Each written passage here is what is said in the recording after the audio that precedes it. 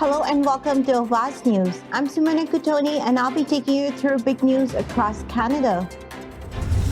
Global food crisis fueled by war in Ukraine could provoke unrest. Ontario election campaign chugs along in hybrid mode with two leaders isolating. Toronto will find out next month whether it has been chosen as a host site for the 2026 FIFA World Cup. Canada investigating a couple dozen suspected monkeypox cases. Prince Charles and Camilla wrap Canadian tour but calls for reconciliation continue. Stakes are high for farmers as 2022 crop shapes up to the most expensive in the history. Cyclist dies after collision in Oshawa. Toronto Mayor hints at further police action as brazen carjacking surge. Canada's Tamara Thibault wins gold at Boxing Worlds. So those were the headlines. Now let's jump right into the details. A new global crisis is emerging from Russia's war in Ukraine with the potential to cause millions of people to go hungry, push food prices higher, and spark unrest from the conflict zone. More than 20 million tons of grain are stuck in silos at Ukrainian ports as Russian blockades prevent ships setting sail with the wheat, corn, and other exports. Russian forces have also been accused of stealing grain and deliberately destroying storage warehouses in Ukraine.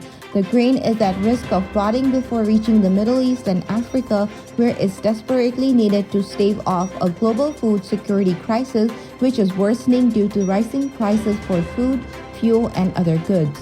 Ontario's election campaign will run half virtually, half in person today, as the leaders for the New Democratic and Green parties isolate with COVID-19.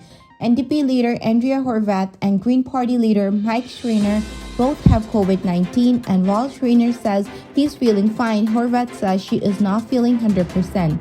She has said she will isolate until she is no longer testing positive, and Schreiner said he will isolate for at least a few days, and in the meantime, both are continuing to hold events and make announcements virtually via Zoom. Horwath has been set to hold events in Thunder Bay, but instead will talk about gas prices in a Zoom press conference. Toronto will find out next month whether it has been chosen as a host city for the 2026 FIFA World Cup. The expanded 48-team tournament has already been awarded jointly to Canada, the United States, and Mexico, but FIFA has not yet revealed its list of host cities for the event.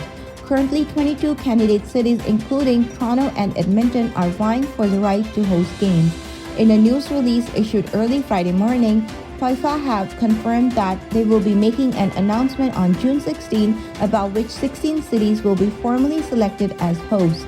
The announcement comes months after a November visit from FIFA delegation to evaluate Toronto as a potential host site. Canada's chief public health officer said provincial health authorities are investigating a couple dozen possible cases of monkeypox, and most of the specimens under the review are from Quebec, where 2 cases have been confirmed already this week. Speaking to reporters on Parliament Hill, Dr. Theresa Tam said the National Microbiology Lab in the Winnipeg is running tests on samples from Quebec and BC, and it's possible that some of those suspected cases may be confirmed as monkeypox in the coming hours. Tam said the overall risk to the population is low at this point, but researchers are working now to determine why monkeypox, a disease usually confined to Central and West Africa, seems to be in circulation here in Canada and elsewhere in the Western world. Today is a good time for drivers to fill up as gas prices are set to rise 6 cents in the Greater Toronto Area this weekend and likely to hit $2.10 a liter within the next week. Drivers got some relief at the pump today as prices dropped 10 cents in the GTA. However, President for Canadians for Affordable Energy, Don McTeague, said prices are projected to rise over the next 2 days.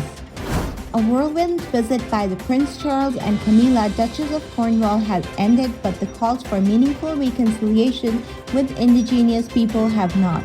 The couple departed Canada Thursday night after a 3-day tour that began in St. John's, Newfoundland, with a solemn moment of reflection on residential school death and ended in the north with a meeting with the First Nation chief on climate change.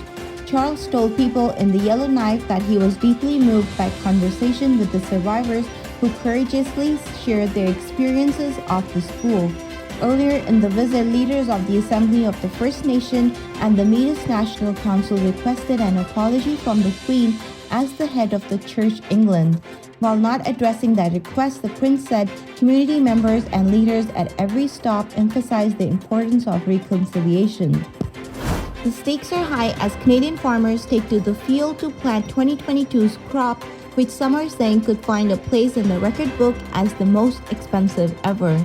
On her family's farm northeast of Calgary near Acme, Alta, where she farms with her husband Matt, Sauer already knows she's going to need a better than average crop this year just to break even. But getting that above average crop could be a challenge. Last year, Sauer's farm was hit hard by widespread drought that reduced the crop yield across Western Canada, and there are fears already that this could be another dry year. Durham police are investigating a collision in Oshawa Thursday evening, possibly involving a truck which left one person dead.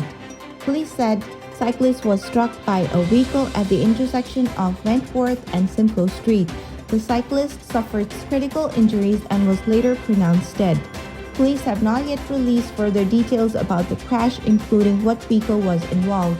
However, images from the scene show a transport truck at the intersection which police taped off. Less than halfway into 2022, Toronto has already seen more carjacking than in all of last year, police say, and Mayor John Tory is hinting at further police action in an attempt to stem the tide of violent car thefts. At a news conference Thursday, Tory said Toronto is seeing organized criminals who are engaging in brazen behavior that is putting people's safety at risk.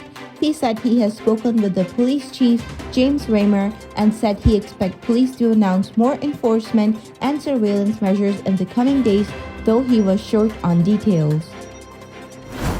Canadian boxer Tamara Thibault fought her way to the World Championship gold medal on Friday at the 2022 IBA Women's World Boxing Championship in Istanbul.